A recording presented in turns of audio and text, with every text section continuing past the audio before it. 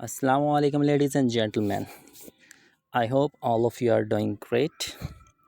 Ladies and gentlemen, I welcome to all of you on my YouTube channel Study Station. Reviewers, as you know, we were discussing one of the very authentic subject from BS English Language and Literature, which is Greek and Elizabethan drama. Here you can see कि यहाँ पे आपको एक word drama नज़र आ रहा है. It means we will discuss the different dramas which belong to Greek and Elizabethan. तो एलिजाबेथन जितने भी ड्रामास थे क्रिस्टोफर मार्लो और शेक्सपियर के, वो हम ऑलरेडी डिस्कस कर चुके हैं. And today we are going to discuss one of the very important, one of the very significant drama from Greek literature. आज हम ग्रीक का सबसे बड़ा ड्रामा डिस्कस करने जा रहे हैं. You can say it is one of the biggest tragedy in Greek की सबसे बड़ी ट्रेजिडी आज हम डिस्कस करने जा रहे हैं, which is Oedipus Rex. First you have to need to understand, first you have need to correct your pronunciation. It is not Oedipus Rex, it is Oedipus Rex. तो इसकी जो रियल प्रोनाउंसिएशन होगी वो आपकी इडिपस रेक्स होगी. It is known as one of the greatest tragedy in history of English literature. English अदब के जितनी भी आप ट्रेजिडीज़ पढ़ चुके हैं वो सारी की सारी इम्पोर्टेंट होगी according to your point of view. But according to historian जितनी भी आप ऐसी चीज़ें पढ़ते हैं उनके मुताबिक सबसे जो बड़ी ट्रेजिडी समझी जाती है वो इडिपस रेक्स समझी भी जाती है. And it is written by one of the greatest writer of the time, Sophocles. और इस ट्रेजिडी को जिस अजीम लिखारी ने लिखा है उसका नाम है सोफोक्लिस. लेडीज़ एंड जेंटलमैन, आज हम इस वीडियो के अंदर इस ट्रेजिडी के रिलेटेड हर एक चीज़ को डिटेल से डिस्कस करेंगे. And I am damn sure कि आपकी जितनी भी क्वेरीज़ इससे पहले इस वीडियो या इस ड्रामा के रिलेटेड हैं, इंशाल्लाह at the end of this video आप कि हर एक चीज़ पानी की तरह क्लियर हो जाएगी. जितने भी आपको कन्फ्यूजन्स या क्वेरीज़ आ रही हैं इस ड्रामा के रिलेटेड वो सारी की सारी इंशाल्लाह आपकी क्लियर हो जाएंगी. बट ऑन वन कंडीशन कि आखिरी लम्हे तक आपने इस वीडियो को कंप्लीट देखना है, कंप्लीट सुनना है. And it would be good कि अगर आप साथ साथ इसकी इम्पोर्टेंट चीज़ें भी साथ साथ लिखते जाएंगे ताकि आपके नेक्स्ट जो डेज़ आएँ एग्ज़ाम पॉइंट ऑफ व्यू से वो आपके इम्पोर्टेंट हो. जी ladies and gentleman, first of all we will discuss about the writer, the playwright जिसने इस ड्रामा को लिखा है. सबसे पहले हम उसकी हालत ज़िंदगी के बारे में जान लेते हैं कि उसकी ज़िंदगी किस तरह की थी. So you can see the old picture of the writer. This writer is known as Sophocles. ये राइटर है जी आपका सोफोक्लिस. इसकी हम सबसे पहले बायोग्राफी डिस्कस करते हैं. Here you can see his date of birth 496 BC. 496 BC में ये पैदा हुआ था और 406 BC में इसकी मौत हो चुकी थी. अब यहाँ पे आप डेट देखेंगे तो ये थोड़ी सी आपको ना उल्ट नज़र आ रही होगी. ऐसा क्यों है ये मैं आपको पहले समझा देता हूँ. सारी की सारी जो कहानी छुपी हुई है ना वो इस BC के अंदर छुपी हुई है. BC stand for before Christ. B से बिफोर, C से Christ, before Christ. What does it mean? Before Christ, Christ कहते हैं जी हज़रत ईसा अलैहिस्सलाम को. बिफोर पहले, हज़रत ईसा अलैहिस्सलाम से पहले का जो दौर है, हज़रत ईसा अलैहिस्सलाम की पैदाइश होने से पहले का जो दौर है उसको बिफोर क्राइस्ट कहते हैं. हज़रत ईसा अलैहिस्सलाम की पैदाइश से पहले का जो दौर था उसकी डेट्स को या उसकी तारीख़ को जो याद रखा जाता है वो बिफोर क्राइस्ट के नाम से याद रखा जाता है. और एक याद लाजमी तौर पे चीज़ याद रखिएगा, हज़रत ईसा अलैहिस्सलाम की पैदाइश से पहले जो डेट्स चला करती थी वो उल्टे चला करती थी. फॉर एग्ज़ाम्पल अब है 2026, इसके बाद जो ईयर आएगा वो 2027 आएगा, फिर तो 2028, फिर 2029, इस तरह ऑनवर्ड. लेकिन हज़रत ईसा अलैहिस्सलाम की पैदाइश से पहले सीन ऐसा नहीं होता था. हज़रत ईसा अलैहिस्सलाम की पैदाइश से पहले डेट्स उल्टी चला करती थी. फॉर एग्ज़ाम्पल अब जो साल चल रहा है वह 2026 चल रहा है, अगला जो साल होगा वो 2025 का होगा, फिर 2024 का. मीन्स कि इस तरह से उनकी पैदाइश से पहले चीज़ें चला करती थी. इसलिए सोफोक्लिस जो पैदा हुआ था 496 BC में पैदा हुआ था, 406 BC में उनकी डेथ हो गई थी. इट मीन्स कि हज़रत ईसा अलैहिस्सलाम की पैदाइश से 496 साल पहले वो पैदा हुआ था और 406 साल पहले उसकी मौत हो गई थी। ठीक है जी, होपफुली कि आपको इसका कॉन्सेप्ट समझ में आ गया होगा। Sophocles is one of the greatest playwrights of ancient Greece. Ancient Greece, कदीम यूनान का जो सबसे बड़ा राइटर समझा जाता है वो सोफोक्लिस समझा जाता है। एंशियंट कहते हैं कदीम को, ग्रीस कहते हैं यूनान।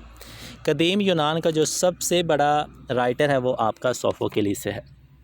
ठीक है जी, अब आ जाते हैं जी सोफोक्लिस की दूसरी चीज़ों के बारे में हम देख लेते हैं। Sophocles was born in Colonus near Athens, Greece. अब सोफोक्लिस पैदा कहाँ पे हुआ था? एक जगह है जिसका नाम था कोलोनस। कोलोनस जो जगह थी वो एथेंस के करीब थी, बिल्कुल करीब, और एथेंस जो इलाका था वो ग्रीस का इलाका था, यूनान का इलाका था at that time. He came from a wealthy and respected family. Sophocles का जो ताल्लुक है वो एक अमीर घराने से था और एक बाइज़्ज़त घराने से था। He was well educated in music, poetry and athletics. इसका जो शुमार किया जाता है वो एक बहुत बड़े शायर में किया जाता है, मौसीकी में किया जाता है और एक खिलाड़ियों में किया जाता है। He took an active part in public life and served as a general in Athenian army. Athens की जो आर्मी उसको एथेनियन आर्मी कहते हैं और उसमें इन्होंने एज ए जनरल अपना रोल प्ले किया है। He wrote about 120 plays, 120 तकरीबन इसने ड्रामास लिखे हैं, but only 7 complete plays survival today. और आज के दौर के अंदर देखें, मॉडर्न एज के अंदर, तो उन 120 में से सिर्फ 7 प्लेज ऐसे हैं जो कि अभी तक सर्वाइव कर रहे हैं, मीन्स कि अभी उसी शक्ल में मौजूद हैं, पढ़ाए जाते हैं, लिखे जाते हैं और इनके बारे में सुना भी जाता है। He died in 406 BC at the age of about 90 years. और इसकी जो मौत होती है वो 406 BC में होती है। उस वक्त इनकी जो उम्र होती है वो तकरीबन 90 साल होती है। नीचे आप इसके देख सकते हैं जी फेमस वर्क्स, जिसमें सबसे टॉप पे हमारा एडिपस रेक्स, फिर एंटीगॉन, फिर एडिपस एट कोलोनस, फिर इलेक्ट्रा, फिर एजेक्स। ये इसकी कुछ 5 इंपॉर्टेंट वर्क्स जो कि यहाँ पे मौजूद हैं। अब आपको जो पहले 3 वर्क्स नज़र आ रहे हैं, एडिपस रेक्स, एंटीगॉन और एडिपस एट कोलोनस, ये तीनों की तीनों डिफरेंट कहानियाँ, लेकिन एक साथ मिली हुई कहानियाँ, एक दूसरे से कनेक्टेड हैं लेकिन अलग स्टोरीज़ हैं। तो जो हमने स्टोरी पढ़नी है वो सिर्फ़ और सिर्फ एडिपस रेक्स की पढ़नी है। ठीक है जी, अब आज आ जाएँ क्विक फैक्ट में, आपकी सारी चीज़ें फिर आ जाएंगी। नेशनैलिटी इसकी ग्रीक थी, प्रोफेशन ये प्ले राइट भी था और ड्रामाटिस्ट भी था, लिखा भी करता था, परफॉर्म भी करवाया करता था। अब इसने ड्रामा के अंदर कंट्रीब्यूशन क्या किया, let's have a look. Introduced a third actor, इसने अपनी ज़िंदगी के अंदर थर्ड एक्टर इंट्रोड्यूस करवाया। अब ये क्या है थर्ड एक्टर? सोफोक्लिस से पहले जो ड्रामास परफॉर्म किया जाते थे वो एक एक्टर बोला करता था या उसके साथ डायलॉग की सूरत में 2 एक्टर्स परफॉर्म किया करते थे। लेकिन सोफोक्लिस ने ड्रामा के अंदर एक न्यू चीज़, न्यू फॉर्म लेके आया कि इसके ड्रामास के अंदर जो करैक्टर्स होते थे वो एक टाइम में 3 करैक्टर्स एक दूसरे से बातचीत कर सकते थे। इसको थर्ड एक्टर बोलते हैं, विच इनरिच डायलॉग एंड एक्शन। और इस तरह के जो करैक्टर्स होते थे उनके डायलॉग भी बहुत कमाल के होते थे और उनके एक्शंस भी बहुत खूबसूरत हुआ करते थे। Reduce the role of the chorus and focused more और करैक्टर्स। इसके ड्रामा के अंदर आप देखेंगे कि जो कोरस का रोल है, chorus means the group of actors, the group of singers जो कि स्टेज पे आते हैं और प्रडिक्शन करके जाते हैं कि ये होने वाला है। इसके ड्रामा में कोरस का रोल है ज़रूर, लेकिन as compare to the previous one बहुत कम यूज़ इसने कोरस का किया है और इसका जो मेन फोकस होता था वो करैक्टर्स के ऊपर होता था, कोरस के ऊपर नहीं होता था। Created noble and complex characters, इसने अपने ड्रामास के अंदर बहुत ही आला, पायदार और थोड़ी सी पेचीदा टाइप के करैक्टर्स को इंट्रोड्यूस करवाया था। ऐसे करैक्टर्स थे जो कि इखलाकी तौर पे अच्छे हुआ करते थे लेकिन उनको समझने में ना थोड़ी बहुत मुश्किल आती थी। His plays explore themes of fate. अब आप इसके जितने भी प्लेस पढ़ेंगे ये कॉमन थीम्स है जो आपको मिलेंगे। नंबर 1 इज़ फेट, किस्मत का किरदार आपको इसके अंदर मिलेगा। ह्यूमन सफरिंग, इंसान क्या क्या चीज़ बर्दाश्त करता है आप इसके प्ले से देखेंगे। Justice, Insaf and moral responsibility, और अखलाकी ज़िम्मेदारी भी आपको इसके प्लेस के अंदर बखूबी देखने को मिलती है। Greatly influence later drama and world literature. ठीक है जी, तो ये कुछ चीज़ें जो उसने अपनी ड्रामा के अंदर कंट्रीब्यूट की थी। राइटिंग स्टाइल, इसका राइटिंग स्टाइल क्या है, रोट ग्रीक ट्रेजिडीज़, इसने ग्रीक के रिलेटेड जो ट्रेजिडी है सारी की सारी वही लिखी हैं। His language is powerful, emotional and dramatic. इसकी जो ज़ुबान है, जो हम राइटिंग के ज़रिए हमें पता चलती है, जब हम पढ़ते हैं तो पता चलता है कि वो पावरफुल वर्ड्स का यूज़ किया हुआ इसने। इमोशनल मीन्स कि जब उन वर्ड्स को हम पढ़ते हैं तो हम ना थोड़े से जज्बाती टाइप हो जाए, एंड ड्रामेटिक, और थोड़े बहुत ड्रामेटिक वर्ड्स भी इसने यूज़ किए। His heroes are usually noble people who suffer because of fate और ट्रैजिक फ्लॉ। इसके जितने भी हीरोज़ और करेक्टर्स हैं ना, मेन करेक्टर्स, वो नोबल्स होते हैं, मीन्स कि आम आदमी होते हैं, नोबल्स होते हैं, शरीफ टाइप के लोग होते हैं, और वो अपनी ही किस्मत की वजह से अपनी ज़िंदगी की बाजी हार जाते हैं। ठीक है जी। So this is all about the biography of the Sophocles. Sophocles की जो बायोग्राफी है उसमें आप ये चीज़ें ऐड कर सकते हैं। अब हर वीडियो के अंदर हम राइटर के बारे में क्यों पढ़ते हैं, क्योंकि ये आपकी एक चीज़ की बेस होती है। You can add everything about the writer in your exams. तो एग्ज़ाम्स के अंदर अगर किसी किस्म का सवाल आता है तो अपने सवाल के जवाब की बेस बनाने के लिए मस्ट ऐड दीज थिंग्स। तो थोड़ी बहुत इन चीज़ों का आप टच ज़रूर दिया करें ताकि एग्ज़ामिनर को भी पता चले कि भाई जो बच्चा है वो पढ़ के आया। तो इसका सिर्फ यही मकसद है ताकि आपका थोड़ा बहुत नॉलेज भी हो जाए और आपका जो पेपर प्रेजेंटेशन है वो भी अच्छी हो जाए। ठीक है जी। अब हम बात कर लेते हैं जो प्ले आज हम डिस्कस करेंगे, एडिपस रेक्स। आपको बताया था कि ये 3 तरह की स्टोरीज़ आपके सामने आएंगी। एडिपस रेक्स, इसको एडिपस द किंग भी बोलते हैं, बिकॉज रेक्स का जो मतलब होता है वो किंग होता है। चाहे आप कह लें एडिपस द किंग, चाहे आप कह लें Oedipus Rex, both have the same meanings. Oedipus at Colonus, ये दूसरी है जी इसके आगे की कहानी, और तीसरी कहानी Antigone. These are the 3 stories into one. ये एक ही कहानी के 3 हिस्से बने हुए, लेकिन हर एक कहानी अलग अलग कहानी है, ये याद रखिएगा। These are the 3 famous Greek tragedies written by Sophocles. Together they are known as the Theban plays. अब जब इनको इकट्ठा करें तो इनको कहते हैं Theban plays, because these are all known about the Thebes. ये जो सारी हैं ये थीब्स के रिलेटेड जानी जाती हैं, इसलिए इनको थीबन प्लेज कहते हैं, because they tell the story of the royal family of Thebes. अब थीबन प्लेज क्यों कहा जाता है कि ये तीनों कहानियों के अंदर जो हमें ज़िक्र मिलता है वो थीब की एक रॉयल फैमिली का मिलता है। तो ये हल्का सा टच याद रखिएगा about the play. Mythological background, अब मेरी बात ध्यान से सुन लीजिए जितने भी इस वीडियो को आप लोग देख रहे हैं। जब कभी भी एडिपस रेक्स आप पढ़ें, सुने या समझे, उससे पहले एडिपस रेक्स का बैकग्राउंड आपको अच्छे तरीके से आना चाहिए। If you are unable to understand the background, तब आप कभी भी प्ले को नहीं समझ सकते। मैं यही कह सकता हूँ कि जब इस प्ले का ड्रामा का आगाज़ होता है तो वो मिडल से होता है, उससे पहले की कहानी आपको ख़ुद को पता होनी चाहिए। प्ले का जो आगाज़ होता है वो उस तरह आगाज़ नहीं होता जिस तरह चीज़ों का आगाज़ होता है, लेकिन उससे पहले एक कहानी है, उस कहानी का आपको अच्छे तरीके से पता होना चाहिए फॉर बेटर अंडरस्टैंडिंग। जब बैकग्राउंड स्टोरी आपको पता होगी ना, तब आप हर एक चीज़ को अच्छे तरीके से समझ सकते हैं। ठीक है जी। तो इसकी बैकग्राउंड कहानी का जो नाम दिया गया वो दिया है मिथोलॉजिकल बैकग्राउंड। अब मिथोलॉजिकल क्या होती है? ऐसी कहानी जिसमें पुराने वक़्त के देवी देवता, गॉड गॉडेस का जिक्र किया जाए, जिन्नों भूतों का जिक्र किया जाए, वो कहानी को हम मिथोलॉजिकल कहानी कहते हैं, मिथोलॉजी कहते हैं उसको। ठीक है जी। तो इसी तरह के कुछ एस्पेक्ट्स आपको इसके अंदर भी मिलेंगे। मैं फिर कह रहा हूँ, एडिपस रेक्स की कहानी शुरू करने से पहले इसका बैकग्राउंड यू मस्ट नो। तो वही चीज़ आज हम डिस्कस करेंगे। कैसे? देखें, in many of the legends about Oedipus. Legends क्या होता है? लेजेंड एक ऐसा किरदार, एक ऐसा इंसान होता है जो अपनी जगह पे या अपनी ही किसी फील्ड के अंदर बहुत ज़्यादा मशहूर होगा, तो वो लेजेंड होगा। For example, if I am the teacher, अगर मैं अपनी टीचिंग के अंदर बहुत ज़्यादा मशहूर हूँ, फॉर एग्ज़ाम्पल कि मैं बहुत कमाल की अगर टीचिंग करता हूँ, तो मैं अपनी उस फील्ड के अंदर एक लेजेंड होऊंगा। कोई भी बंदा जो अपनी अपनी फील्ड के अंदर बहुत मशहूर, बहुत कमाल का करैक्टर है, तो वो अपनी उस फील्ड का लेजेंड है। In many of the legends आप स्टोरीज़ को भी कह सकते हैं। बहुत सी स्टोरी में अबाउट एडिपस की जितनी भी आप कहानियाँ सुनेंगे, His survival as an infant is decreed by the fates and his tragic destiny by the Furies.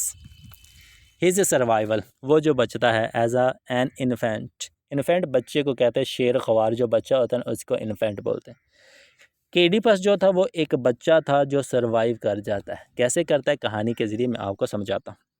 Is decreed, decreed का मतलब क्या होता है? डिक्रीड का मतलब होता है हुक्म देना।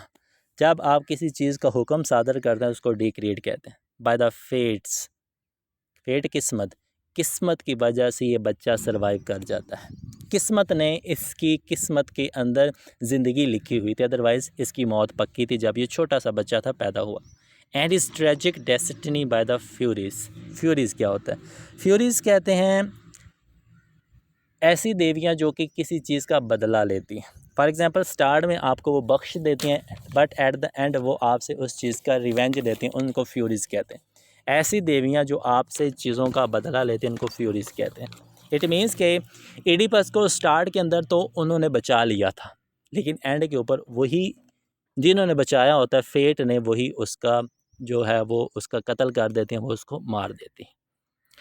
According to one version of the story, अब वो वर्जन जो काफ़ी ज़्यादा लोगों को पता होना चाहिए, वो रेफरेंस जो काफ़ी लोगों को पता है, वो हम वर्जन डिस्कस करने जा रहे हैं कि असल में बैकग्राउंड की कहानी क्या थी। According to one version of the story, story के एक वर्जन के मुताबिक लायस, ये आपने लॉयस पढ़ना, लायस किंग ऑफ थीव्स। थीव्स एक जगह है, उस जगह का जो बादशाह है उसका नाम था Laius, king Laius, king of Thebes was warned by an oracle. Oracle का मतलब होता है एक हुक्म। ग्रीक के जो लोग थे वो यकीन रखते थे कि जो अपोलो ने कह दिया, उनका अपोलो उनका गॉड है, वो जो उसने कह दिया वैसा ही होता है। तो अपोलो का जो हुक्म आता था वो एक पहाड़ के ऊपर आता था। पहाड़ जो था उसका नाम था डेल्फी। ठीक है जी। डेल्फी के ऊपर जो हुक्म आ जाता था कि ऐसा होगा, उस हुक्म को ऑरिकल कहा जाता था। ठीक है जी। He was warned by an oracle. जो थीब्स का किंग था लॉयस, उसको एक हुक्म जारी हुआ that his son would slay him, कि एक दिन ऐसा भी आएगा कि जब किंग लॉयस के यहाँ बच्चे की पैदाइश होगी, बेटे की पैदाइश होगी, और वो बेटा बड़ा होके अपने ही बाप को, इस बादशाह को कत्ल कर देगा। अकॉर्डिंगली इसी तरह फैन हिज वाइफ, जब उसकी बीवी जुकैस्टा, किंग लॉयस की जो बीवी है उसका नाम है जुकैस्टा, और कुछ रेफरेंस में इसको आयोकैस्टे भी कहते हैं, लेकिन असल नेम जुकैस्टा, बोरासन। इसी तरह एक दिन ये भी आता है कि जो किंग लॉयस की बीवी है जुकैस्टे, वो एक बच्चे को जन्म देती है। He had the baby exposed. Baby exposed का मतलब क्या होता है? बेबी एक्सपोज्ड का मतलब होता है कि जब कभी बच्चे की पैदाइश हो और आप उसको कत्ल करने के इरादे से किसी सुनसान जगह भेज दें, तो वो होता है बेबी एक्सपोज्ड। क्योंकि एक ऑरिकल हुक्म आया हुआ था कि ए बादशाह, तुम्हारे घर एक बेटे की पैदाइश होगी, जब वो बच्चा बड़ा होगा तो वो तुम्हें कत्ल कर देगा। अब ये बादशाह डर जाता है कि शायद बच्चा पैदा हो गया, ये बड़ा होगा, इसकी मैं परवरिश करूँगा तो ये मुझे ही मार देगा। तो इस डर से वो बच्चे को मारने का, कहीं सुनसान जगह छोड़ देने का हुक्म दिया जाता है। A form of infanticide. ये क्या होता है जी? इन्फेंटिसाइड का मतलब होता है शेर ख्वाह बच्चे का कत्ल। जब एक पैदाशुदा बच्चे का आप कत्ल करते हैं तो उसको इन्फेंटिसाइड कहते हैं। ठीक है जी। तो उसने हुक्म दिया कि इस बच्चे को कत्ल कर दिया जाए ऑन द माउंटेन ऑफ सिथारन। ये वर्ड आपने किथारन नहीं पढ़ना, इसको सिथारन पढ़ना। ठीक है जी। उसने हुक्म दिया कि इस बच्चे को इस सिथारन एक टाइप का पहाड़ है जो कि ग्रीस के अंदर, उस पहाड़ पे ले जाओ और उस पहाड़ पे ले जाके इस शेर ख्वार बच्चे को कत्ल कर दो। ठीक है जी। अब बच्चा पैदा हुआ, उसको हुक्म मिल गया कि इसको कत्ल कर दो। Tradition has is name the Oedipus. अब रवायात के मुताबिक वो जो बच्चा पैदा होता है ना, king of thieves and queen of thieves means के लॉयस और जिकैस्टे का, उस बच्चे का नाम रखा जाता है एडिपस। क्यों रखा जाता है? देखिए, विच मीन्स स्वॉलन फुट, जिसका मतलब होता है सूजे हुए पाँव। सूजे पाँव क्यों? क्योंकि जब उस बच्चे को मारने के लिए ले जाया जाता है तो उसके पाँव बांध दिए जाते हैं, जिसकी वजह से उसके जो पाँव हैं वो सूज जाते हैं। तो एडिपस का मतलब होता है स्वॉलन फीट, सूजे हुए पाँव। Was a result of his feet having been pin together. अब ऐसा क्यों हुआ था? क्योंकि उसके जो पाँव थे दोनों को बांध दिया गया था। But modern scholars are sceptical of that etymology. Etymology क्या होता है? एटिमोलॉजी बच्चे ऐसी स्टडी होती है जिसमें वर्ड्स के ओरिजिन को समझा जाता है। फॉर एग्ज़ाम्पल एक कोई वर्ड है, अगर आप उसके ओरिजिन को समझेंगे कि ये वर्ड कहाँ से आया है, तो उस स्टडी को एटिमोलॉजी कहेंगे, एटिमोलॉजी। तो आज के जो मॉडर्न स्कॉलर्स है वो इस तरह के अल्फाज, मीन्स कि ये इडिपस का मतलब क्या है, स्वॉलो फूड, वो इस तरह के अल्फाज के ऊपर बिलीव नहीं रखते, उनको इस तरह के वर्ड्स के ऊपर शक है, they are the sceptical. A shepherd took pity on the infant, तो वो बंदा जो इसको छोड़ने गया था, एक शेफर्ड ही होता है, वो पहाड़ पे इसको ले जाता है, उसको इस बच्चे के ऊपर तरस आ जाता है कि ये नन्ही सी जान है, इसको मैं कत्ल क्यों करूँगा, उसके दिल में ना तरस आ जाता है। तो वो उस पहाड़ी के ऊपर एक और शेफर्ड होता है, वो बच्चा उसको दे देता है कि तुम इसकी देखभाल करना, मुझे इसको मारने का हुक्म है, तुम इसकी देखभाल करना। A shepherd took pity on infant who was adopted by king Polybus of Corinth. तो थीब्स जो जगह थी उसके साथ ही एक और किंगडम थी, एक और जगह थी जिसका नाम था कॉरिंथ। कॉरिंथ का जो बादशाह था उसका नाम था पॉलीबस। तो वो शेफर्ड जो उस बच्चे को अडॉप्ट करता है, वो किंग पॉलीबस को वो बच्चा ला के दे देता है। ठीक है जी, कि मुझे बच्चा मिला है, आप ये बच्चा रख लें। क्यों रख लें? क्योंकि उनके पास कोई बच्चा नहीं होता, किंग ऑफ कॉरिंथ के पास कोई भी बच्चा नहीं होता। South west of the Thebes, Thebes के साउथ वेस्ट के अंदर कॉरिंथ मौजूद है, मीन्स कि ये पास पास ही है। एंड इज़ वाइफ नेम्ड मैरीबोआ और मिरोपी। जो किंग ऑफ थीब कॉरिंथ है पॉलीबस, उसकी बीवी का नाम है मेरोपी इन डिफरेंट वर्जन्स। ये आपने मेरोपी वर्ड याद रखना है। कॉरिंथ का जो बादशाह है पॉलीबस, उसकी बीवी का नाम है Merope. And was brought up by as their own son, वो इस इडिपस को अपना बच्चा ही समझ के उसकी परवरिश करती हैं। In one version of the myth, Lois set the baby Oedipus adrift at sea in a locked chest, which was washed ashore near Corinth. अब कुछ रेफरेंस के अंदर ये आता है कि जो किंग लॉयस है वो इडिपस को क्या करता है, वो इडिपस को पकड़ता है और इडिपस को पकड़ने के बाद बेसहारा किसी दरिया के अंदर छोड़ देता है, और वो बच्चा दरिया के अंदर बहता बहता बहता बहता कॉरिंथ के किनारे पे आ जाता है। It was found the Periboea who pass the child of as our own son. तो जो कॉरिंथ की क्वीन होती है वो बच्चा को देख लेती है और उसको अपना बेटा बना लेती है। ठीक है जी, ये दो रेफरेंस मिलते हैं, लेकिन ये जो पहाड़ वाला रेफरेंस है ना, इट इज़ एक्यूरेट, आप इसी को ही लेके चलिएगा। In early manhood Oedipus visited the oracle at Delphi and learn that he was fated to kill his father and marry his mother. अब जैसे जैसे इडिपस बड़ा होता है उसके तो ज़हन में यही होता है कि जो कॉरिंथ का किंग और क्वीन है वही उसके सगे माँ बाप है। इन चीज़ों को ध्यान से सुनते हैं क्योंकि ये आगे कन्फ्यूजन क्रिएट करेंगी। तो जैसे ही इडिपस बड़ा होता है उसका एक दिन चक्कर लगता है डेल्फी पे, और वहाँ से उसको ऑरिकल पता चलती है कि जब इडिपस बड़ा होगा तो वो अपने बाप का कत्ल करेगा और अपनी माँ से शादी करेगा and marry his mother. Unaware that Polybus and Periboea, Periboea जो है ना, ये आपने मेरोपी याद रखें, were not his birth parents. लेकिन इडिपस को नहीं पता था कि जो पॉलीबस और मेरोपी है यही इसके हकीकी माँ बाप हैं या नहीं, ये उसको नहीं पता था। He horrified Oedipus resolve never to return to Corinth. तो जो इडिपस है वो फैसला करता है कि वो आज के बाद कॉरिंथ की तरफ मुँह भी नहीं करेगा।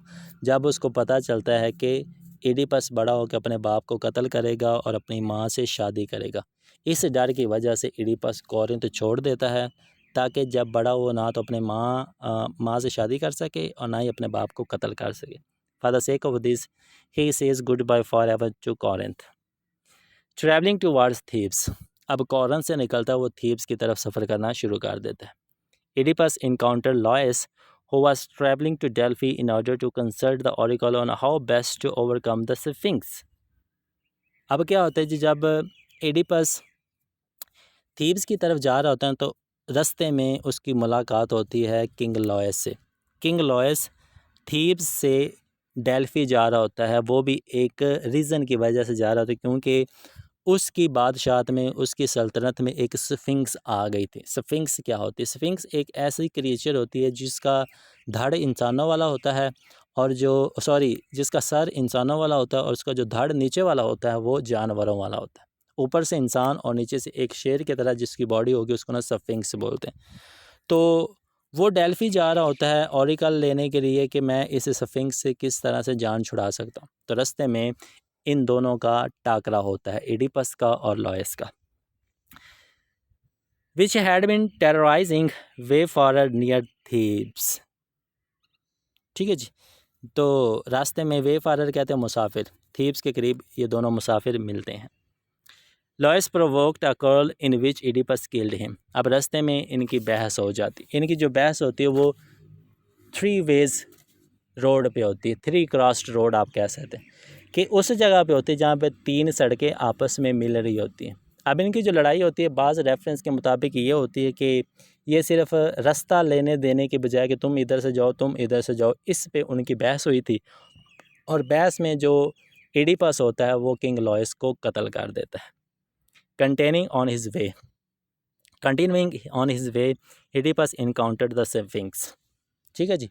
अब इसने किंग लॉयस को मार दिया और अपना सफ़र थीब्स की तरफ जारी रखता है। जब थीब्स पहुंचता है तो वहाँ पे एक स्फिंक्स बैठी होती है।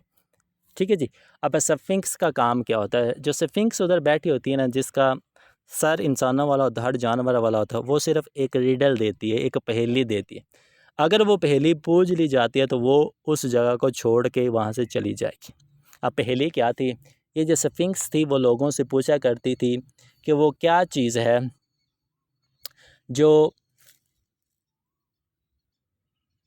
छोटी होती, यानी कि जो सुबह को 2 टांगों पे होती है, सुबह को 4 टांगों पे होती है, दिन को 2 टांगों पे और रात को 3 टांगों पे होती है।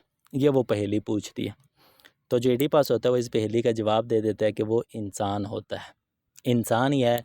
जो बच्चा होता 4 टांगों पे है, जवान होता 2 टांगों पे, जब बूढ़ा होता है वो 3 टांगों मीन्स की छड़ी का सहारा लेता है। तो ये उसकी जो रिडल होती है वो ठीक होती है। तो जो स्फिंक्स होती है वो थीव्स को हमेशा हमेशा के लिए छोड़ के चली जाती है। Destroy those who could not answer. Oedipus solve the riddle and the sphinx killed herself. जो एडिपस है वो उसकी पहेली का जवाब दे देता है और जो स्फिंक्स होती है वो अपने आप को कत्ल कर देती है। In reward he received the throne of Thebes and the hand of the widowed queen. ठीक है जी। अब इसके बदले में लोगों की इसने जान बचाई तो जो लोग थे उन्होंने इसको अपना बादशाह बना लिया था, क्योंकि उनका जो असल बादशाह था किंग लॉयस वो उसका कत्ल हो चुका था। अब जब किंग बना जाता है तो पुराने वक्तों में एक रूल हुआ करता था कि उसकी जो बेवा बीवी होगी पुराने किंग की, उससे शादी भी करनी पड़ेगी। तो जो एडिपस है इसकी शादी भी हो जाती है जुकैस्टे से। इज़ मदर जुकैस्टे, असल में वो उसकी माँ ही थी। तो वो जो एक ऑरिकल थी वो पूरी हो चुकी थी, एक वही थी वो पूरी हो चुकी थी कि जो एडिपस है वो बड़ा हो गया अपने बाप को कत्ल भी करेगा और अपनी माँ से शादी भी करेगा, लेकिन इसको नहीं पता। इसके मुताबिक तो वो जो कॉरिंथ के किंग और क्वीन है वही इसके माँ बाप है, तो इसको अभी तक कुछ भी पता नहीं है। They are 4 children. अब इनके 4 बच्चे होते हैं। एडिपस और जुकैस्टे के मीन्स के माँ बेटे के 4 बच्चे होते हैं। पहले का नाम एटियोक्लीस, दूसरी का नाम पॉलिनिसिस, तीसरी का नाम एंटेगॉन और चौथे का नाम इज़मीन। ये 4 इनके बच्चे होते हैं एडिपस के और जुकैस्टा के। ठीक है जी। तो ये थी जी मिथोलॉजिकल बैकग्राउंड, ये था एक पस मंज़र जिसका आप सब लोगों को पता होना चाहिए। अब कहानी जो वो इससे आगे की स्टार्ट होती है, मीन्स कि जो एडिपस है वो थीब्स का बादशाह बना हुआ है, इनके 4 बच्चे भी हो चुके हैं और वो यहाँ पे हुकूमत भी कर रहा है। ठीक है जी। होप्स हो कि आपको समझ आ गई होगी। अब हम इस स्टोरी को, इस ड्रामा को, इस प्ले को इन 8 चीज़ों के ऊपर रख के डिस्कस करेंगे। Title, setting, narration, characters, detail summary, themes, symbols and important question. सारी चीज़ें आपके एग्ज़ाम पॉइंट ऑफ व्यू से बहुत इंपॉर्टेंट है जी। This play was performed in 429 to 425, 429 से लेकर 425 BC मीन्स इन 4 सालों के दौरान इस ड्रामा को परफॉर्म किया गया था स्टेज के ऊपर। टाइटल क्या है जी? The title Oedipus Rex is highly significant because it focuses on the main character King Oedipus. The word Rex is a Latin word meaning king. अब जो टाइटल रखा गया एडिपस रेक्स ये बहुत ही ज़्यादा इम्पोर्टेंट है, क्योंकि इसका पूरा का पूरा जो फोकस होता है वो एडिपस रेक्स के ऊपर ही होता है, किंग एडिपस के ऊपर ही होता है। अब जो वर्ड रेक्स है ये एक लातीनी ज़ुबान का लफ्ज़ है जिसका मतलब होता है king. Therefore Oedipus Rex means king Oedipus और एडिपस द किंग। ठीक है जी। तो ये है जी इसका title. And number 2 we have the setting. Setting कहाँ पे है? प्लेस। प्लेस देख लीजिए, the play set in the ancient city of Thebes, Greece. जो प्ले है वो आपका ग्रीस की एक जगह है जिसका नाम है थीब्स, वहाँ पे होता है। Most of the action takes place in front of the royal palace of the king Oedipus. ज़्यादातर जो एक्शंस हो रहे होते हैं वो बादशाह के महल जो कि थीब्स के अंदर है उसके सामने ही हो रहे होते हैं। Time, the events occur in ancient Greece during the reign of king Oedipus. Time का वैसे तो जिक्र नहीं किया गया कहानी कौन सी है, क्योंकि इसके अंदर टाइम का जिक्र ज़्यादा नहीं किया जाता एंशियंट ड्रामास के अंदर। सिर्फ इतना बताया कि जब किंग एडिपस बादशाह था, ये उस वक़्त की कहानी है। The story take place over the course of single day. सारी की जो कहानी वो सिर्फ एक दिन की कहानी, सुबह से शाम तक। Following the classical Greek principle of the unity of time. और ये जो कहानी है यूनिटी ऑफ टाइम को फॉलो करती है। ये ग्रीक के अंदर भी बहुत इंपॉर्टेंट है, unity of time. And number 3 we have the narration. In Oedipus Rex there is no narrator because it is a play drama not a novel. इस ड्रामा के अंदर एडिपस रेक्स के अंदर आपको कोई नरेटर नज़र नहीं आएगा, because it is a drama not a novel. This story is presented through dialogue. कहानी जो हमें बताई जाती है वो डायलॉग के ज़रिए बताई जाती है, एक्शन के ज़रिए बताई जाती है, कोरस के ज़रिए बताई जाती है और ऑडियंस के ज़रिए सुनाई जाती है। तो ये कुछ चीज़ें हैं जिसके ज़रिए कहानी हम तक पहुंचती है। And number 4 the most important characters. Characters दो तरह से हम डिस्कस करेंगे। पहले हम मेजर कैरेक्टर डिस्कस करेंगे, फिर हम माइनर कैरेक्टर्स डिस्कस करेंगे। And number 1 we have the Oedipus. सबसे पहले जी हम एडिपस को डिस्कस करते हैं और जोकास्टा को। Oedipus the king of Thebes and the tragic hero of the play. Thebes का जो बादशाह है वो हमारे पास एडिपस, और ये एक ट्रेजिक हीरो है, मीन्स के एंड पे इसकी मौत होनी होती है। Intelligent, brave and determined to find the truth. बहुत ही ज़हीन, पुरअज़म और सच्चाई ढूंढने की तलाश करता है। Unknowingly kills his father and marries his mother fulfilling the prophecy. Prophecy को पूरा करने के लिए ये अपने बाप का कत्ल करता है और अपनी माँ से शादी करता है। ये जी हमारा first character hero जोकास्टा, queen of Thebes and the wife of Oedipus. Thebes की जो मलका है उसका नाम जोकास्टा है और ये एडिपस की वाइफ भी है, माँ भी है, वाइफ भी है। Unknowingly she is the Oedipus biological mother. Oedipus की जो सगी माँ है वो जोकास्टा है। She tries to stop Oedipus from discovering the truth. और एंड पे जब एडिपस को पता चल रहा होता है कि यही इसकी माँ है, तो इसकी माँ उसको रोकती है कि अब गहराई में मत जाओ, तो ये इसको रोकती भी है। After learning the truth she commits suicide, और ये अपना कत्ल आप करती है। Then we have the Creon, brother of Jocasta and brother in law of Oedipus. Jocasta का भाई है जी, और एडिपस का ब्रदर इन लॉ है। A loyal and wise noble man. ये एक बहुत ही मुखलस, वफादार और एक अक्लमंद नोबल मैन है। Later becomes a king of Thebes. जब एडिपस खुद को कत्ल कर लेता है, मार लेता है या थ्रोन से गिरा लेता है, उसके बाद जो किंग बनता है वो क्रेयॉन बनता है। Then we have the blind one, Tiresias, a blind prophet. ये किस्म का खुदा है जी, अंधा होता है लेकिन ये फ्यूचर के बारे में जानता है, इसको हर एक चीज़ का इल्म है। लोग इसके पास आते हैं सवालों के जवाब लेने के लिए। He knows the truth about Oedipus but is reluctant to reveal it.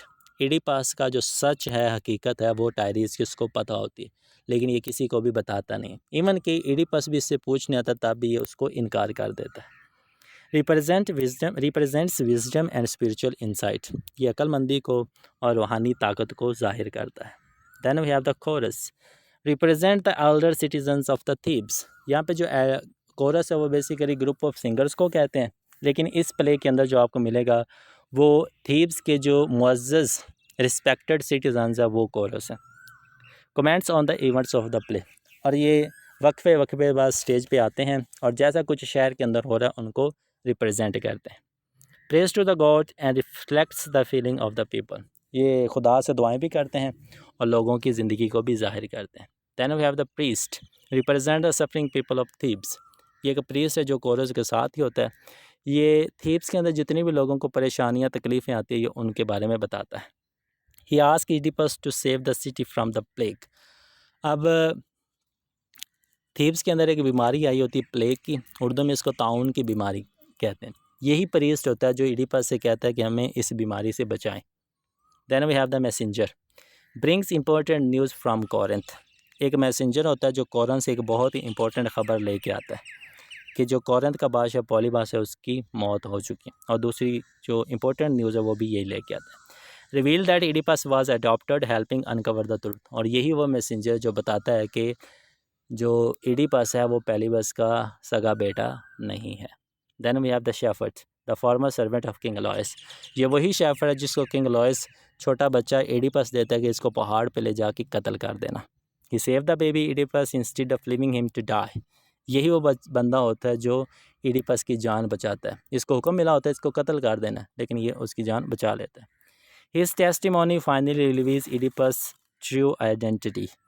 अब ये जो शेफर्ड होता है एंड से इससे ही पूछा जाता है कि भाई अब आप गवाही दो, अब आप शहादत दो, क्या तुमने इडिपस को बचाया था कि मारा था? तो ये एंड पे कहता है कि मैंने उसको बचा लिया था, मैंने उसको मारा नहीं था। तो इसकी शहादत कबूल की जाती। ये थे जी हमारे 8 characters which are the major one. अब एक नज़र देख लेते हैं हम माइनर कैरेक्टर्स। ये मैं आपके डिटेल में नहीं जाऊँगा, ये आप सिर्फ ऊपर से ही चीज़ें देख लीजिए। प्रीस्ट ऑफ थीब्स, ये पीछे भी हम जिक्र कर चुके हैं। मैसेंजर फ्रॉम कोरिंथ, ये भी डिस्कस कर चुके हैं। शेफर्ड 2 होते हैं, दोनों एक थीब्स की तरफ से एक कोरिंथ की तरफ से। सेकंड मैसेंजर, 2 मैसेंजर आते हैं जो कि खबरें देते हैं। सर्वेंट्स एंड अटेंडेंट्स, कुछ नौकर चाकर होते हैं और कुछ थीब्स के लोग होते हैं। ये सारे के सारे आपको इस प्ले के अंदर मिलेंगे। Then we have the very important, the thing that we are going to discuss today right now is the summary, the detailed summary. अब हम इस कहानी को डिटेल से देख लेते हैं कि इस कहानी के अंदर हमें क्या मिलता है। अब बैकग्राउंड की तरफ चले जाएं। बैकग्राउंड से जहाँ स्टोरी हमने एंड की थी, अब यहीं से स्टोरी का आगाज़ होगा। मैंने आपको बताया था कि जो स्टोरी का आगाज़ होता है वो मिडल से होता है, उससे पहले बैकग्राउंड का आना ज़रूरी है। तो बैकग्राउंड आता होगा तो यहाँ से कहानी समझ में आएगी। किस तरह से देखें। अ plague has stricken Thebes. Thebes के अंदर एक बीमारी आई हुई है प्लेग की, जिसको ताउन की बीमारी कहते हैं। The citizens gather outside the palace of their king Oedipus.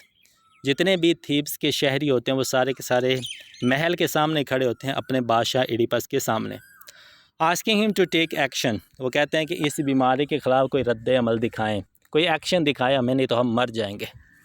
Oedipus replies that he already sent his brother-in-law Creon to the oracle at Delphi to learn how to help the city.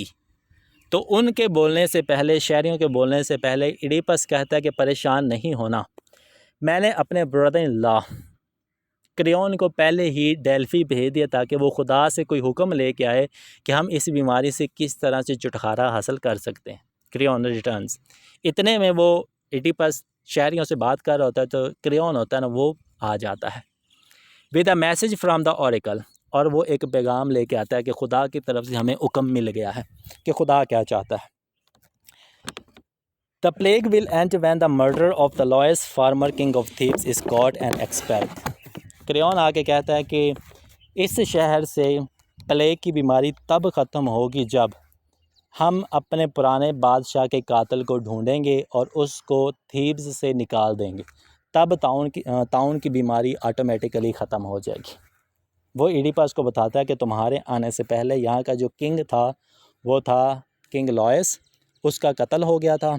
जिसने उसका कत्ल किया है हमने उस कातिल को ढूंढना है और इस थीब्स जगह से निकाल देना, तो ये जो प्लेग की बीमारी है वो यहाँ से चली जाएगी। ये खुदा का हुक्म है।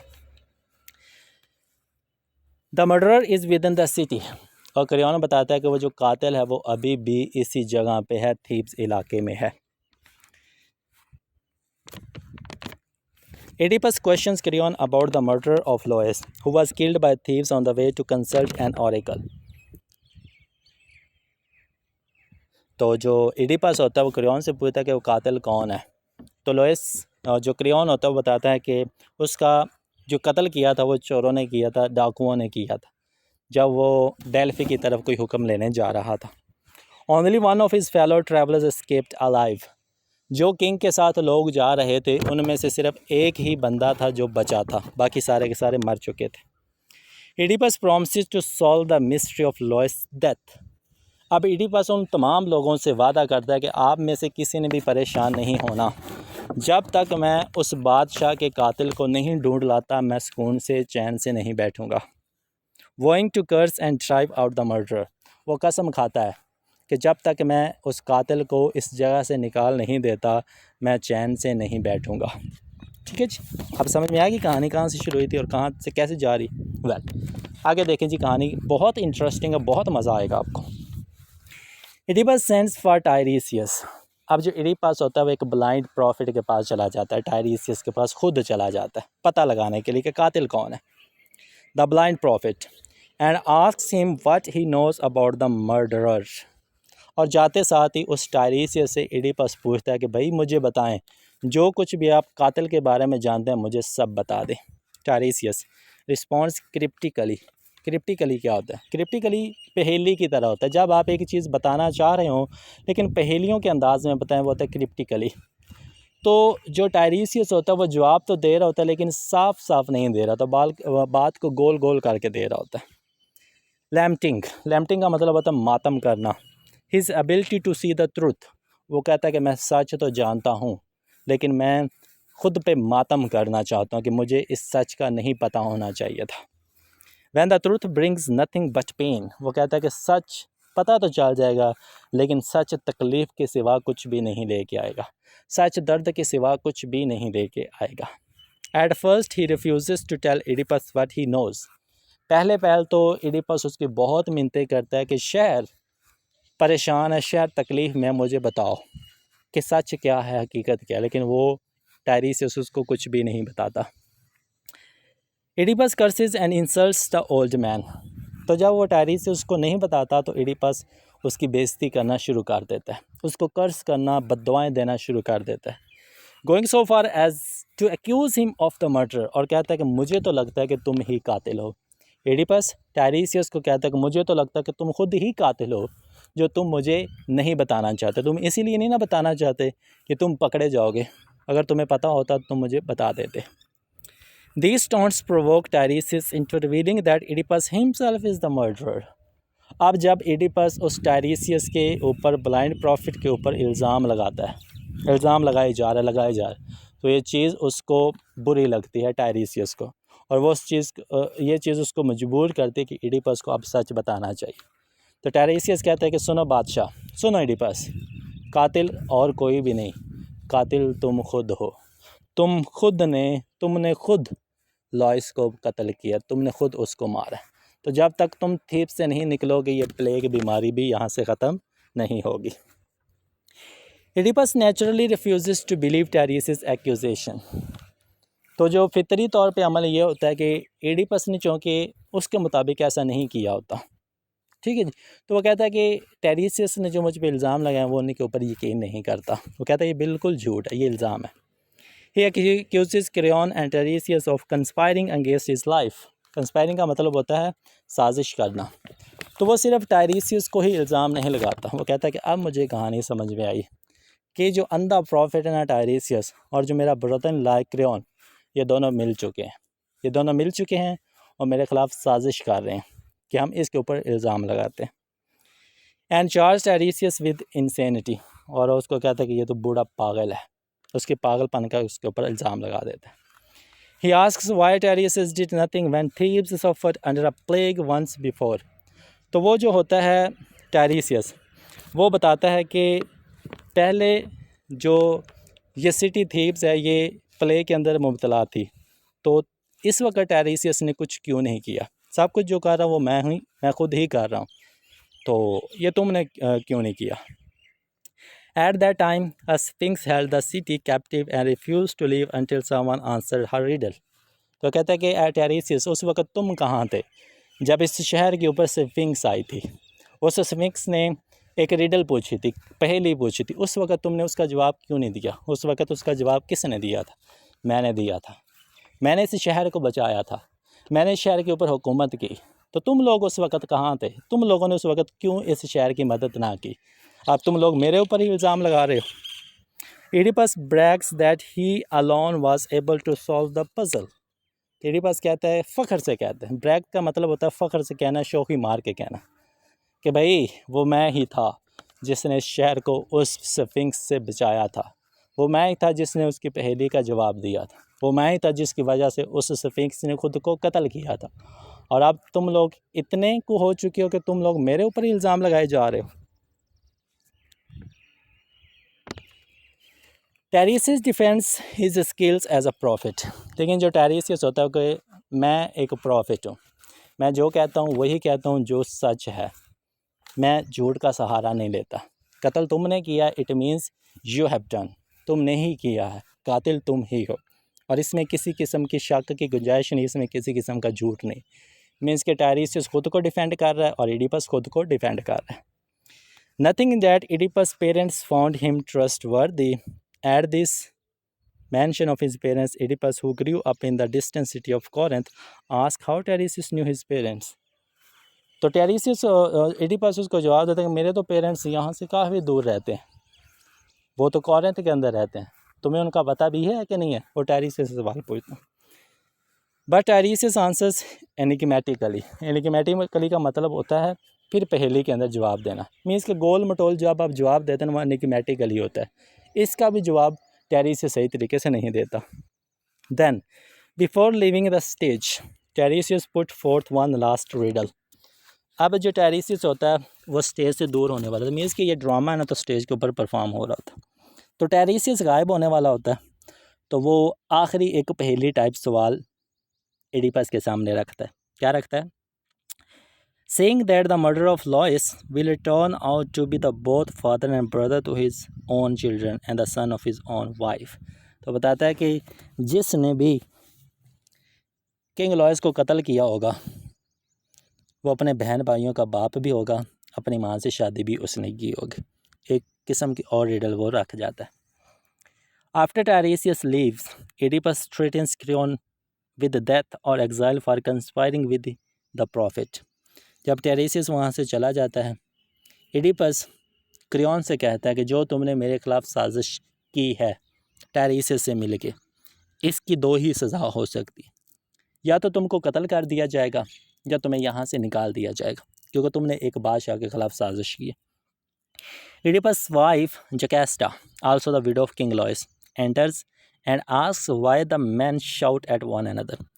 इतने में जो क्वीन जकैस्टा है वो आ जाती है और आते साथ ही पूछती है कि तुम लोग एक दूसरे के ऊपर चिल्ला क्यों रहे हो, एक दूसरे के ऊपर बुरा भला क्यों कह रहे हो, क्या हुआ है, मुझे मसला बताओ।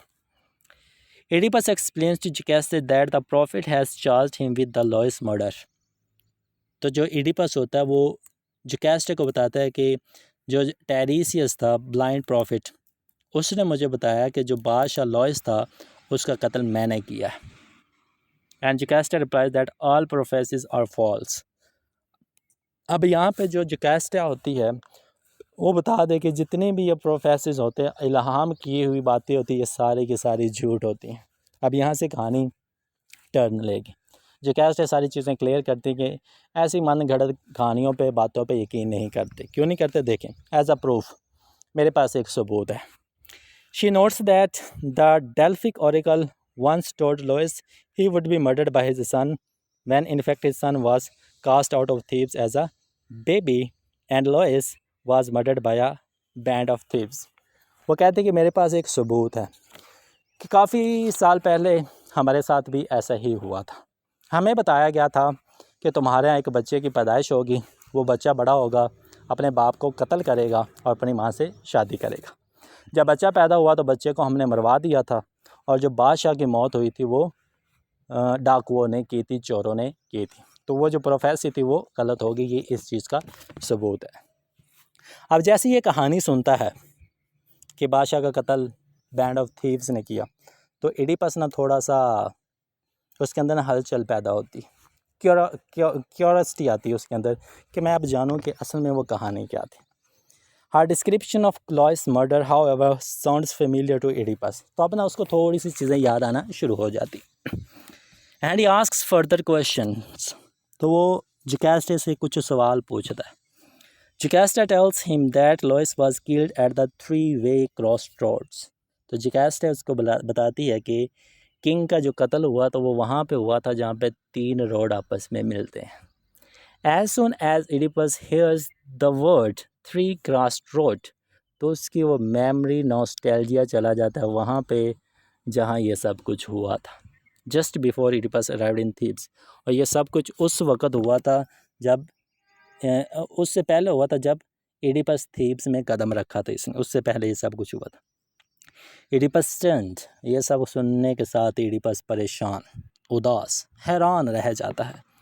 tells his wife that he may be the one who murdered Lois, और अपनी बीवी जुकैस्टे को बताता है कि शायद शायद शायद मैं ही वही था जिसने किंग लॉइस का कत्ल किया था. He tells Jucaste that long ago when he was the prince of Corinth, he overheard someone mention that a banquet that he was not really the son of the king and queen. तो अब जुकैस्टे को कहानी सुनाना शुरू कर देता है कि मैं कॉरिंथ का शहज़ादा हुआ करता था. कॉरिंथ का शहज़ादा हुआ करता था तो मैंने लोगों से सुना था कि मैं अपने बाप का कत्ल करूंगा और अपनी माँ से शादी करूंगा. ये मैंने सुना था. He therefore traveled to the oracle of Delphi, who did not answer, but telling me he would murder his father and sleep with his mother. तो कहता है कि इस सवाल का जवाब लेने के लिए मैं डेल्फी गया.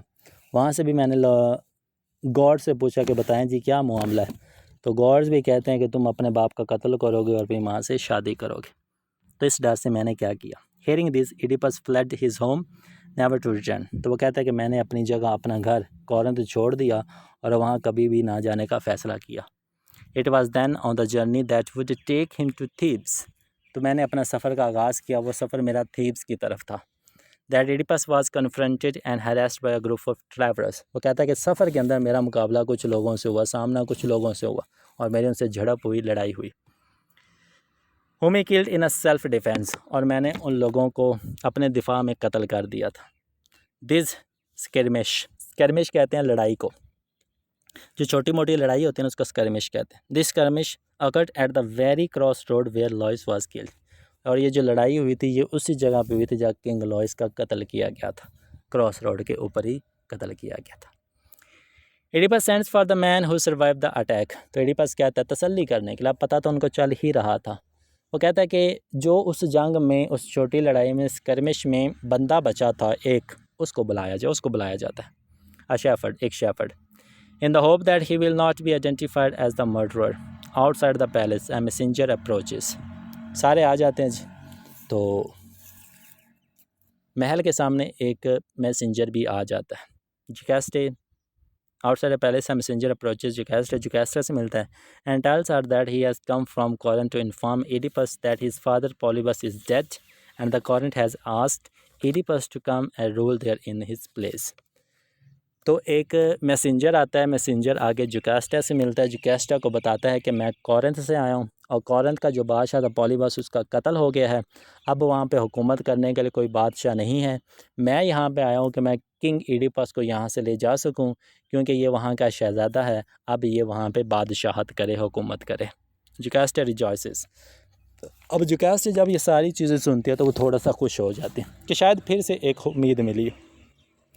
Convinced that Polybus' death from natural causes has disproved that prophecy that Oedipus would murder his father.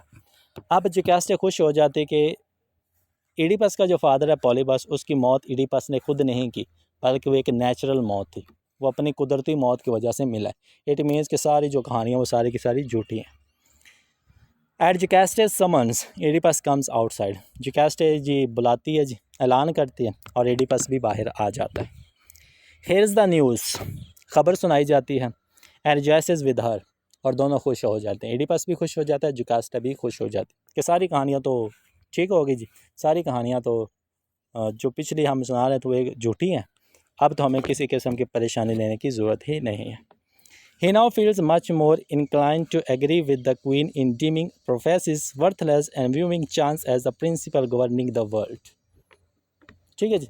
अब वो सारी की सारी बातें समझ चुके हैं. वो क्वीन से इत्तफाक करता है कि क्वीन सच बताती है, सच कह रही थी कि जो प्रोफेसीज होती हैं वो सारी की सारी गलत ही होती हैं. इनमें किसी किस्म की सच्चाई नहीं होती. But while Oedipus finds great comfort in the fact that one half of the prophecy has been disproved.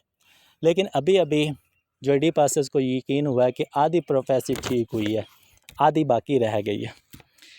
He still fears that other half, the half that claimed he would sleep with his mother. कि उसके बाप को तो उसने अब कत्ल नहीं किया. ये आधी प्रोफेसी गलत होगी. अब बाकी की आधी क्या थी कि उसने अपनी माँ के साथ सोना भी था. अब इसको साबित करना रह गया था. The messenger remarks that Oedipus need not worry because Polybus and his wife Merope are not Oedipus' biological parents. तो वो जो मैसेंजर होता है वो आके एक और न्यूज़ दे देते हैं कि एडिपस आपको परेशान होने की ज़रूरत नहीं है, आपकी जो आदि प्रोफेसी रहेगी वो भी मैं आपकी करेक्ट कर देता हूँ कि जो किंग पॉलीबस और क्वीन मीरोपी हैं वो आपके असल में माँ बाप थे ही नहीं, तो चाहे तुम उन्हें मारा हो चाहे उनके साथ सोए हो कोई फ़र्क भी नहीं पड़ता। The messenger a shepherd by profession knows first hand that Oedipus came to Corinth as an orphan। First hand का मतलब होता है बराह रास्त या ज़ाती तजर्बा। वो जो मैसेंजर होता है वो एक शेफर्ड होता है और शेफर्ड क्या बताता है, Oedipus came to Corinth as an orphan, कि जो एडिपस था वो कॉरिंथ एक यतीम बच्चे के तौर पे आया था। One day long ago he was standing his sheep when another shepherd approached him carrying a baby it's ankles pin together. वो बताता है कि एक दिन मैं एक पहाड़ी के ऊपर बकरियां चरा रहा था, मेरे सामने एक और शेफर्ड आता है, उसके हाथ में तुम होते हो बच्चे, तुम्हारे जो पाँव होते हैं वो बंधे होते हैं, तो वो शेफर्ड मुझे तुम्हें दे देता है। And they raise him as their own, और मैं तुम्हें कॉरिंथ ले आता हूँ और कॉरिंथ के किंग क्वीन को दे देता हूँ और और उन्होंने तुम्हें इस तरह परवरिश की जिस तरह तुम उनके सगे बेटे हो। दैट बॉयज़ वा एडिपस, और मैं ये जो कहानी तुम्हें सुना रहा हूँ जिस बच्चे की वो तुम खुद ही हो Oedipus. Oedipus asked who the other shepherd was and the messenger answered that he was a servant of Laius. तो एडिपस पूछता है कि दूसरा मैसेंजर कौन था, दूसरा शेफर्ड कौन था। तो ये पहले वाला शेफर्ड मैसेंजर बताता है कि दूसरा शेफर्ड किंग लॉयस का सर्वेंट था, उसका खादम था। Oedipus asked that this shepherd be brought for to testify. Oedipus कहता है कि मुझे अभी भी यकीन नहीं आ रहा, तुम मेरे सामने उस शेफर्ड को भी लेके आओ, मैं अब उससे तसल्ली करता हूँ। बट जुकैस्टा, अब जुकैस्टा को यकीन हो चुका था। Beginning to suspect the truth, उसको सच्चाई पता चल चुकी थी। Begs her husband not to seek more information, वो कहती है अपने खामन से दरख्वास्त करती है कि अब और मत जानो, अब और तसलियाँ मत लो, बस छोड़ दो, जो हो गया यहीं पे ख़त्म कर दो, यहीं पे दफन कर दो। She runs back into the palace, और वो अपने महल के अंदर वापस भाग जाती है। द शेफर्ड देन एंटर्स, अब वो शेफर्ड आ चुका है जिसने असल में तसल्ली देनी थी। एडिपस इंट्रोगेट्स हिम, एडिपस उससे सवाल जवाब पूछता है। Asking who gave the baby, the shepherd refuses to disclose anything.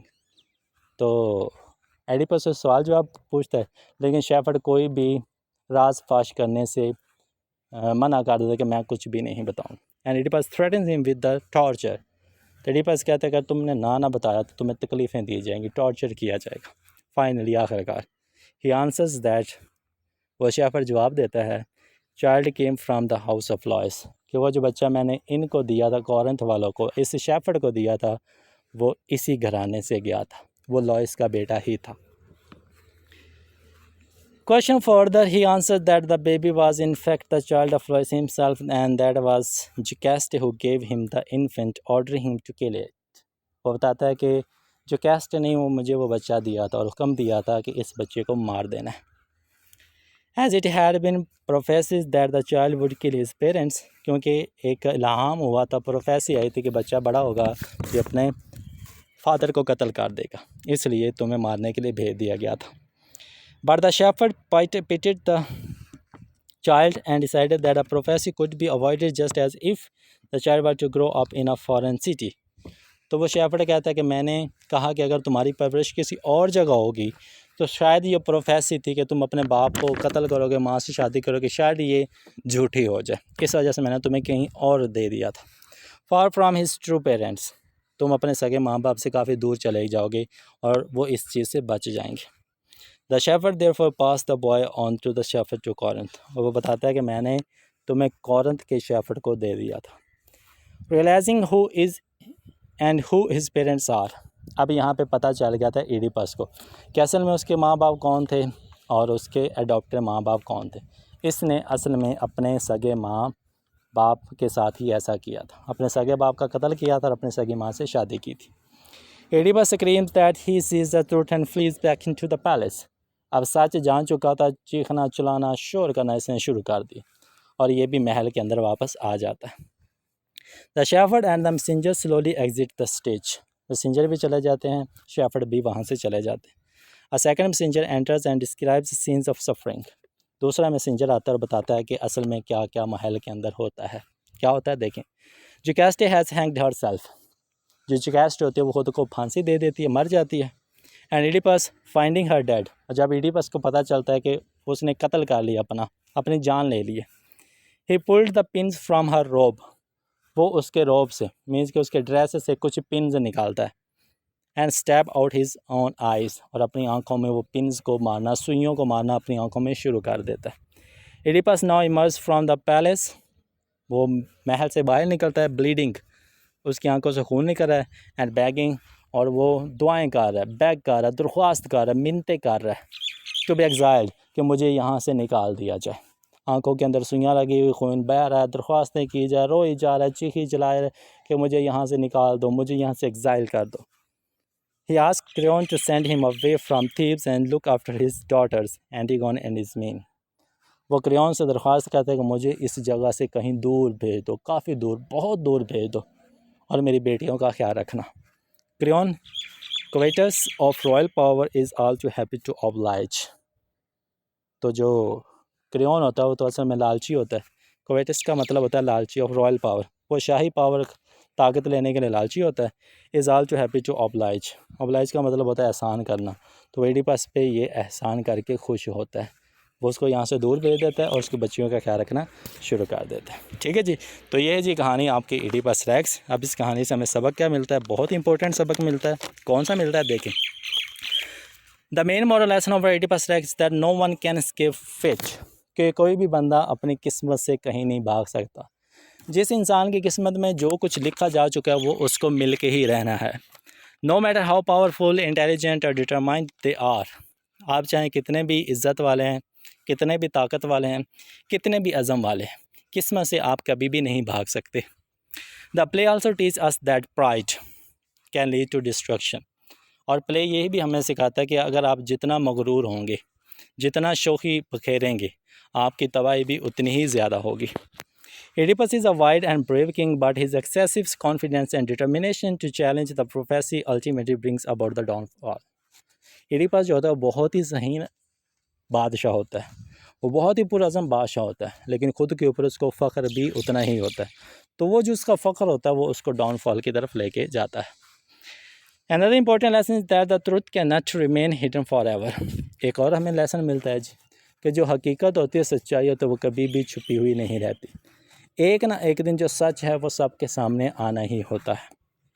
Although the truth may be painful, it eventually comes to light. सच चाहे जितना भी कड़वा हो, सच चाहे जितना भी दर्दनाक हो, एक ना एक दिन सच सबके सामने आना ही होता है। The play also emphasizes the importance of humility, self-awareness and accepting responsibility for one's action. और ये प्ले हमें सिखाता है कि हमें आजिज़ रहना चाहिए, जो कुछ मिल जाए उसको कबूल करना चाहिए, और हमें हर एक चीज़ का इल्म भी होना चाहिए, और हमें अपनी ज़िम्मेदारी को कबूल भी करना चाहिए। So these are the different lesson that we learn from this play. इस प्ले से हमें ये बहुत से अच्छे अच्छे सबक मिलते हैं जो कि हमने अपनी ज़िंदगी के अंदर अप्लाई करने हैं। ठीक है जी, अब आ जाते हैं जी मेजर थीम्स की तरफ। मेजर थीम्स क्या होते हैं जी? वो मेजर चीज़ें जो कि एक मॉरल लेसन देती हैं या मेन मैसेज देती हैं। अब इस प्ले को पढ़ने के बाद आपको क्या क्या सबक मिलता है देखें। हेडिंग्स मैं पढ़ देता हूँ। फेट वर्सेस फ्री विल, आज़ादी और किस्मत का जो खेल है वो आपको इसके अंदर मिलता है। किस्मत आपकी एक दिन आके ही रहने, जैसा लिखा हुआ वैसा हो के रहना। आप अपनी आज़ादी से जैसा मर्जी करते रहें, नो प्रॉब्लम। प्राइड, ह्यूबरस, फ़ख्र, गुरूर इंसान को कहाँ तक ले जाता है वो भी हमें पता चलता है। ट्रूथ वर्सेस नॉलेज, आपको नॉलेज भी होना चाहिए और आपको सच्चाई का भी पता होना चाहिए। ब्लाइंडनेस एंड साइट, अंधे को और देखने वाले को, ये बहुत ज़्यादा फ़र्क है। एडिपस देख सकता था लेकिन फिर भी अंधा था। टेरेसिस अंधा था फिर भी देख सकता था। ये बहुत इंपॉर्टेंट है चीज़। Guilt and responsibility, justice, human suffering, leadership and duty, these are all the themes that you can see in this play. ये सारे के सारे थीम्स आपको इस प्ले के ऊपर अप्लाई कर सकते हैं। Then we have the symbols. Symbols जी हमारे पास सबसे पहले थीम्स है जी। ये सारी की सारी आप डिस्क्रिप्शन लिखी हुई है, इनको अच्छे तरीके से देख लीजिएगा। The plague, blindness and sight, oracle, the road, cross road. Cross road सबसे बड़ा सिंबल है जी, ये याद रखिएगा। The crown, the staff and the blood, ये सारे आपके इसके अंदर सिंबल्स होंगे। और ये स्लाइड है जी आपकी important for your exam point of view. यहाँ पे 10 इंपॉर्टेंट क्वेश्चंस दिए हुए हैं जी। सारे के सारे क्वेश्चंस ये बहुत इंपॉर्टेंट है। If you talk about the significant, तो आपका जो फर्स्ट क्वेश्चन है ये सबसे ज़्यादा इंपॉर्टेंट है। ठीक है जी, तो इन क्वेश्चंस को देख लीजिएगा, इंशाल्लाह आपका जो एग्ज़ाम हो वो बहुत ही ईजी हो जाएगा। सो this is all about one of the greatest tragedy in the history की सबसे बड़ी ट्रेजेडी के बारे में ये सारी चीज़ें जी। होपफुली कि आपको सारी चीज़ें समझ में आ गई होंगी। इंशाल्लाह जी आपसे फिर मुलाकात होगी, तब तक दुआ में याद रखिएगा। Have a nice day to all of you.